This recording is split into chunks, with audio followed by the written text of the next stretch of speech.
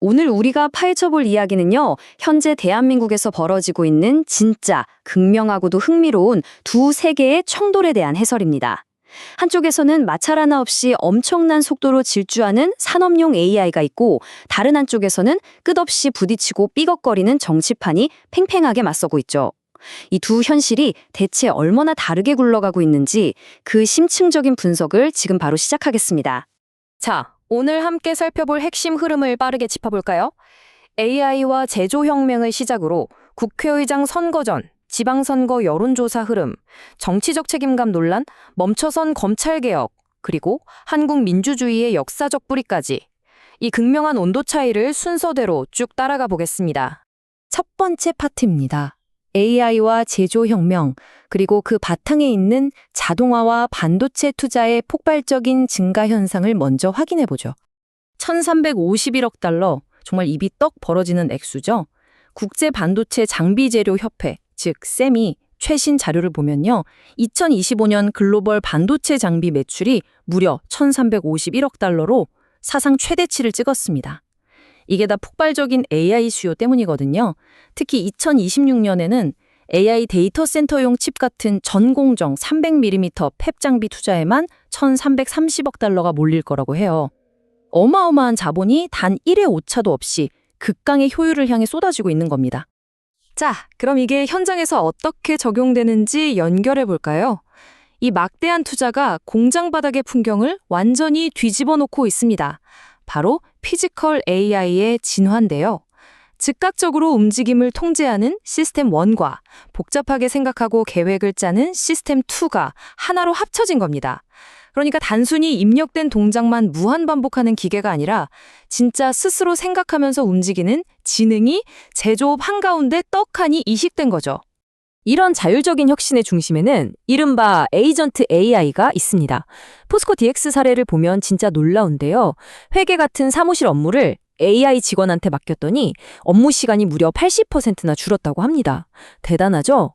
생산 현장에서는 AI 오퍼레이터가 알아서 조업을 통제하고요. 여기서 제일 충격적인 건 차세대 휴머노이드 로봇들이 사람 크기에 맞춰진 기존 공장에 별도의 뼈대 공사 하나 없이 그대로 투입되고 있다는 거예요. 사람을 위해 만든 공간에 로봇이 아주 물 흐르듯이 자연스럽게 스며들고 있는 겁니다. 자, 이제 완전히 다른 세상으로 넘어가 보겠습니다. 두 번째 파트, 국회의장 선거와 더불어민주당의 내부 역학입니다. 방금 전까지 본 산업계가 마찰 제로의 완벽한 효율을 향해 질주했다면 이곳 정치 지형은 그야말로 뻑뻑한 마찰과 예측 불허의 변수들로 꽉 차 있습니다. 현재 주요 국회의장 후보로 거론되는 세 분, 조정식, 김태년, 박지원 의원입니다. 정치평론가들의 뷰를 종합해보면요. 일단 조정식 의원은 대통령과 가깝다 보니 국정과제를 든든하게 밀어붙일 수 있다는 평가를 받고요. 김태년 의원은 정책이 아주 바삭한 데다 뚝심 있는 전략가로 통하죠. 반면에 박지원 의원은 당원들 사이에서 인기가 압도적이고 밖으로 메시지를 던지는 능력이 탁월하다는 분석입니다. 여기서 진보 성향의 평론가들은 지금의 이 꽉 막힌 정국을 뚫고 여당을 견제하려면 무엇보다 강력한 결단력과 뚝심을 가진 후보가 필요하다고 입을 모으고 있습니다. 세 번째 파트로 넘어가 볼까요? 지방선거 여론조사 동향입니다. 이 팽팽한 정치판을 유권자들은 어떻게 보고 있는지 초기 기초단체장 선거 데이터를 통해 짚어보겠습니다. 자, 이 데이터에서 진짜 흥미로운 포인트가 뭐냐면요. 충남 아산시장 선거 여론조사 결과인데요. 더불어민주당 전운수 후보가 46.9%를 얻어서 30.8%에 그친 국민의힘 김민경 후보를 16%포인트 넘게 훌쩍 앞서고 있습니다. 전체적으로 보수층이 결집하는 분위기가 있는데도 불구하고 현장에서 직접 발로 뛰면서 유권자들과 강하게 스킨십을 한 후보가 표심을 꽉 잡고 있다는 걸 평론가들이 주목하고 있거든요. 결국 이 뻑뻑한 정치판이라는 공간에서도 유권자와 얼마나 제대로 교감하느냐가 승패를 확 가른다는 걸 보여주는 셈이죠. 네 번째 파트, 정치적 책임감 평가입니다.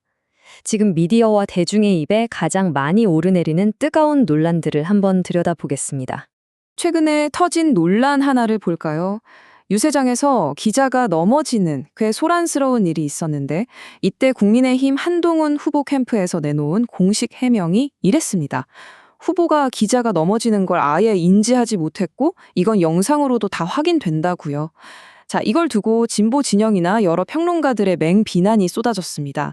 넘어지는 걸 물리적으로 봤냐 안 봤냐 이런 글자 그대로의 방어가 중요한 게 아니라는 거죠. 주변이 그렇게 소란스러운데 사람의 안전을 먼저 챙기지 못하는 정치적 공감 능력이나 책임감이 턱없이 부족한 거 아니냐는 지적이었습니다. 이 사건 하나만 봐도 한국 정치 담론이 얼마나 감정적이고 엄격한 잣대를 들이대는지 딱 느낌이 오시죠? 정책의 방향을 두고도 진짜 치열하게 부딪힙니다. 비평가들이 자주 비교하는 두 단체장의 정책을 보면요. 한쪽에서는 오세훈 서울시장의 한강버스나 대규모 조명사업처럼 수백억 원 단위의 아주 화려한 랜드마크형 인프라 프로젝트를 밀어붙이고 있고요. 다른 한쪽에서는 정원우 후보의 정책처럼 유기견을 입양하면 25만 원을 지원해주는 아주 소소하지만 시민들 피부에 확 와닿는 실질적인 보조금 정책을 내세웁니다. 화려하고 거대한 도시의 외형이냐 아니면 작지만 확실한 일상의 이익이냐 이건 단순한 예산 문제를 넘어서 정치 철학 자체가 정면으로 충돌하는 지점입니다. 5번째 파트입니다. 멈춰선 검찰개혁. 이번엔 사법부 시스템 안에서 벌어지고 있는 꽉 막힌 교착 상태에 대한 이야기입니다. 자, 이 상황이 얼마나 심각한 마비 상태인지를 시간의 흐름을 통해 아주 적나라하게 볼 수 있는데요. 한번 짚어볼까요? 2024년 12월 비상계엄이 선포됐을 때 류혁 감찰관이 사임을 했고 이어서 후임인 김도한 감찰관은 2025년 7월에 대검찰청으로 자리를 옮겼습니다. 그리고 그 결과가 뭐냐? 2026년 5월 현재까지 법무부 감찰관 자리가 무려 10개월 동안 텅텅 비어 있다는 겁니다. 법무부 쪽에서는 절차가 까다로워서 사람 찾기가 힘들다고 해명하지만 비평가들의 시선은 싸늘합니다. 문제 있는 검사들을 징계하거나 조사하는 걸 고의로 질질 끌기 위해서 아예 시스템의 스위치를 꺼버린 거나 다름없다고 강하게 비판하고 있죠. 정치가 만들어낸 그야말로 거대한 병목 현상입니다. 드디어 마지막 6번째 파트입니다. 한국 민주주의의 뿌리. 지금 우리가 보는 이 치열한 현대 정치판에 과거의 역사적 울림이 어떻게 맞닿아 있는지 살펴보죠.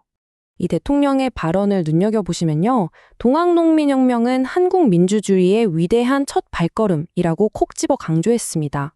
지금 정치권에서 패널들이 매일같이 벌이는 그 치열한 이념 논쟁, 부조리에 맞서 싸우는 목소리들, 그리고 민주적인 개혁을 향한 뜨거운 요구들, 이게 다 어디서 왔냐? 바로 과거 낡은 질서를 뒤엎고자 일어났던 동학농민들의 그 치열했던 투쟁 정신과 아주 깊게 연결되어 있다는 겁니다. 한국의 시민사회나 이 정치판 특유의 역동성은 그 뿌리 자체가 워낙 깊기 때문에 어떻게 보면 이런 거친 마찰음과 폭발적인 에너지가 터져나오는 게 너무나도 당연한 수순인 거죠. 자, 그래서 오늘 우리가 내릴 수 있는 가장 결정적인 결론은 바로 이 거대한 질문에 있습니다. 대한민국이 마찰 하나 없는 극강의 AI 기술 혁신을 이루며 한계를 돌파하고 있는 바로 지금. 그와 정반대로 극도로 양극화되고 부딪히는 이 민주주의 제도는 과연 어떻게 진화해야 그 속도에 발을 맞출 수 있을 것인가? 오차 없이 완벽하고 차가운 혁신의 엔진과 뜨거운 감정과 끝없는 갈등이 얽힌 정치의 투기장, 이 극단적으로 다른 두 세계의 불협화음을 앞으로 어떻게 조화롭게 맞춰 나갈지가 우리 모두의 가장 큰 숙제일 겁니다. 오늘 깊이 있게 들여다본 이 해설이 여러분께 새롭고 날카로운 통찰을 안겨드렸기를 바랍니다. 그럼 저는 다음 시간에도 진짜 흥미진진하고 꽉 찬 이야기로 다시 돌아오겠습니다.